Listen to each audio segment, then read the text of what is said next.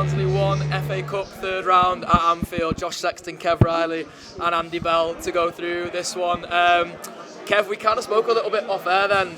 Just a training exercise really for Liverpool, and one that I'm simultaneously pleased the manager approached with all the seriousness in the world, including, the subs who came on, the bench with the way it was in general, but then there was part of me that when it went to 2-0, and obviously Szoboszlai, gifts them a goal back, but when it went to 2-0, I was a bit like, it's now kind of the game where I just would like to see some younger lads play. And that's almost where the manager can never win, no matter what he does, to strike the balance right here. It's a really hard one, and before I was saying it could be one that you could get away with playing some of the kids, but you need them to gel well, and you need a team that knows each other as well. So it's a tricky balance, because when Klopp would play in the FA Cup games, it was often a very strong team, and we'd often be crying out for more youth, but oftentimes that doesn't work out. I don't really think that we've got the strength in the bench to play loads and loads of youth players. And I don't mean players just off the bench. I mean players in the under-21s who aren't usually on the bench.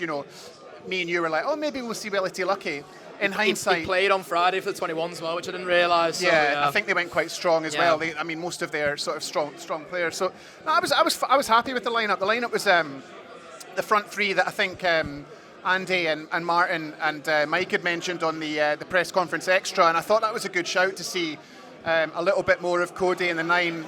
It didn't work out. I don't think Cody played particularly well, but he did give me my absolute highlight of this season so far, watching him run about with one boot and just holding it. He was saying if he threw I booed him when he put it back on mid-play. He was saying if he threw his boot with the ball, was that like handball obstruction?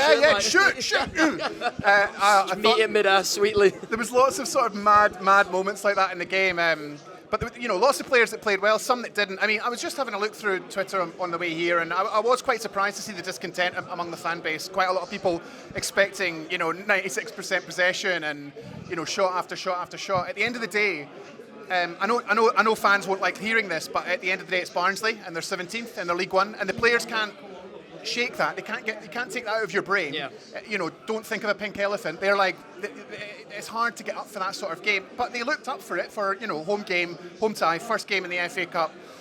Decent result, loads of blammers. Yeah, I'll take that. I'm happy. Loads of blammers was a key feature for me. I think the manager just kind of, I guess, gets the balance right in the end, Andy. That's the main thing I come away thinking. There's lads who needed to get minutes there that did, pleased to see, Engamoa getting minutes in his legs. I'm hoping that's just cramp that he goes off with at the end rather than anything to do with his hamstring. Chiesa, even Gakpo and McAllister, who've, lacked for fitness really in this season. Gakpo obviously had a couple of injuries compared to McAllister, just sort of looking a bit less sharp. I'm pleased that those lads got minutes. Joe Gomez, you could even throw him into there. Andy Robertson, who I thought started pretty slow in the game, but really warmed into it as it went on. You kind of end up in a position where you can't really complain with the manager's ability to use his squad, because one of the things I think Klopp was always so good at, and Slot's just a slightly different manager, I think really is Klopp made everyone feel like they were always involved, and it meant that in any given moment you'd have a Divock Origi or a Takumi Minamino come off the bench in a league game, but because they've been buoyed by what they've done in the League Cup or the FA Cup, they felt like they were 10 feet tall, and we've seen a little bit less of that from Slot, and even when he references the conversations he's had with Chiesa, it gives you that sort of inkling that, the manager's kind of said to him, you're not very important to this team, but, words to that effect at least, and Chiesa's kind of accepted that and accepted whatever role he gets, but you do still want to see those lads getting minutes, because as we're already seeing with the kind of right-back crisis at the moment, we're going to need every single one of those lads who played on that pitch tonight to do something at some point this season. Yeah, we definitely are. I think there's a couple of different facets to the team selection. Firstly, we're used to seeing weaker teams in the FA Cup third round, because in 3 of the last 4 years, I think we worked out, we've been in a League Cup semi-final around this time, which is obviously 2 games against a decent team, and you can't sort of throw too many kids into those games. I know we do Cade Gordon at Arsenal madly, but that was very much an outlier.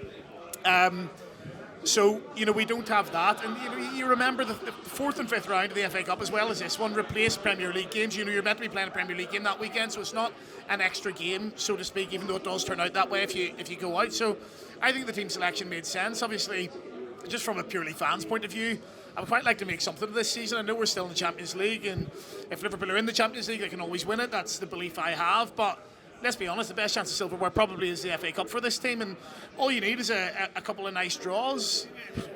YouTube Press the button, become a member of the Anfield Wrap from the heart of the city of Liverpool. The best way to enjoy all your Liverpool-based videos, everything you need, every single day. It is the Anfield Wrap.